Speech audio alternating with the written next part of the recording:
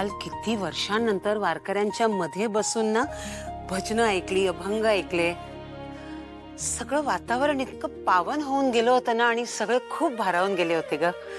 खूपच छान वाटलं आणि तू यायला हवं होतंस का तेजू. दर 1.5 दिवसांनी त्यांच्याकडे काहीतरी कार्यक्रम असतो. मला वेळ नाही एवढा. वेळेचं काय ठेवून बसलीस ग तेजू. सगळ्यांकडे सारखाच वेळ असतो. तो आपण कुठे आणि कसा वेळ घालवतो ना त्याला महत्व आहे. हे बघ, आता गौतम पण जायला लागलाय ना ऑफिसला आणि जय आणि गौतम दोघंही खूप गुणी आणि हुशार आहेत. तर ते दोघं सगळा बिझनेस सांभाळून घेतील ना ग. आणि त्यांच्या मदतीला आकाश आणि साक्षी पण आहेतच ना.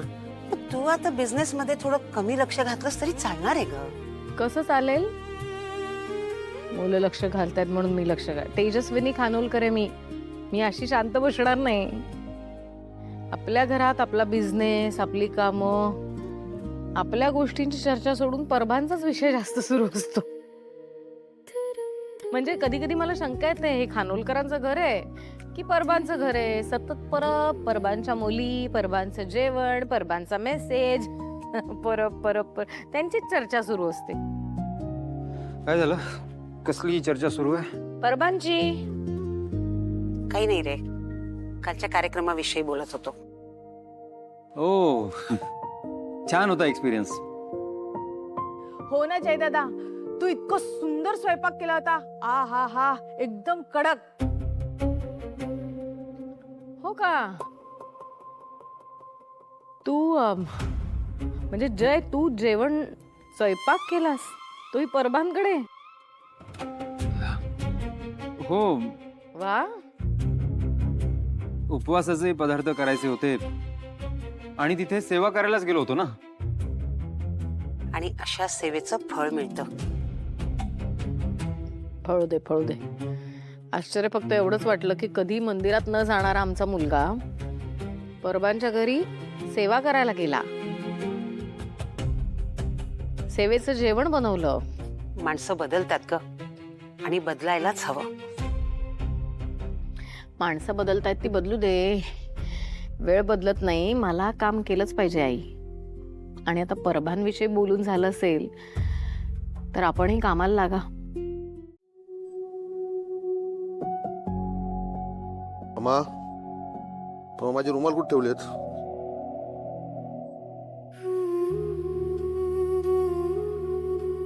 अम्मा, माझे रुमाल कुठे आहेत? हा आणते.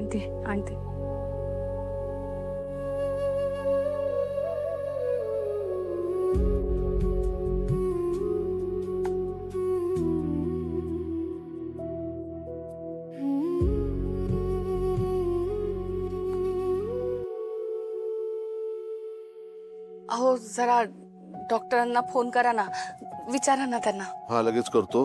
काय डॉक्टर जो हो म्हणाल तर मलाही सुट्टी टाकायला लागेल. टाका.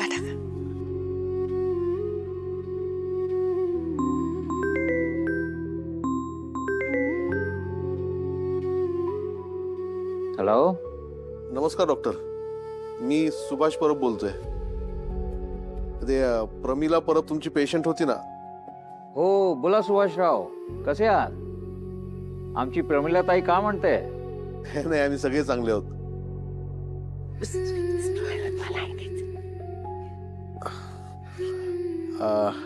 डॉक्टर जरा तुमचा सल्ला हवा होता. हा.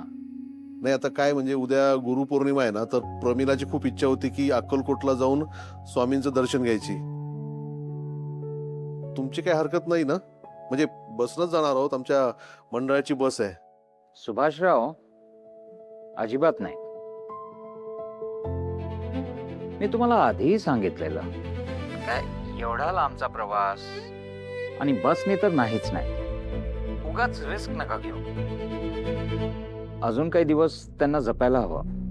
त्यांची तब्येत काही पूर्णपणे रिकव्हर झालेली नाहीये. थोडे दिवस जाऊ द्या, मग बघू आपण. बरं, नाही पण काय तिची खूप इच्छा होती ना. हो, पण प्रवासाने त्रास झाला, दगदग झाली तर त्यांना सांगा, देवाच्या मनात असेल तर तो तुझ्या दारी धावत येणार दर्शन द्यायला. त्यासाठी अक्कलकोटला जायचं असं नाहीये. देव भक्तांच्या मनात असतो, हो की नाही? हा, बरोबर आहे. काय पण ते आमच्या शर्वरीनं तिकीट काढली होती ना, पण ठीक आहे, ते परत करता येतील. काय? नाही, काही नाही. Thank you doctor. Okay, thank you. Okay.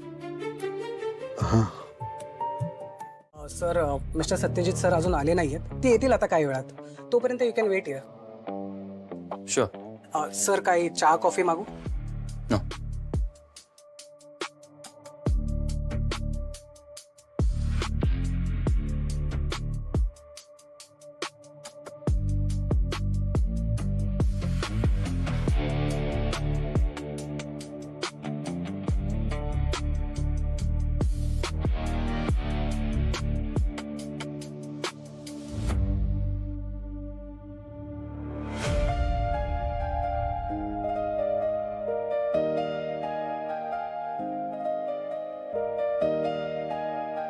Shiner,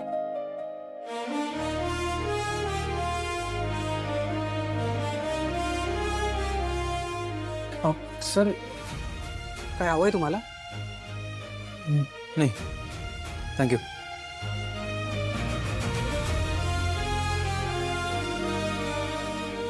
what nonsense. असं का होतंय?